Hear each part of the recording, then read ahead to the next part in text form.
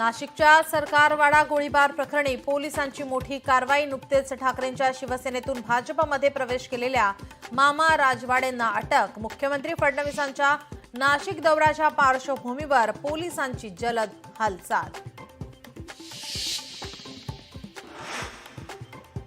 निलेश घायवळला सीपींनी शस्त्र परवाना दिला नाही। निलेश घायवळविषयी पोलीस आयुक्तांशी बोललो, अजित पवार यांची माहिती।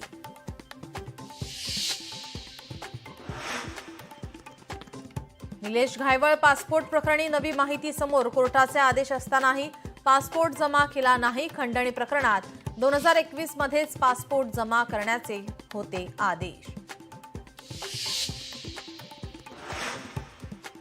भाजपची नवी प्रदेश कार्यकारिणी लवकरच जाहीर होण्याची शक्यता। भाजप प्रदेश कार्यकारिणीची यादी मान्यतेसाठी दिल्लीला। आगामी निवडणुकीत नव्या चेहऱ्यांना संधी मिळण्याची शक्यता। लोकशाही मराठी ऐका, पहा, जागरूक रहा।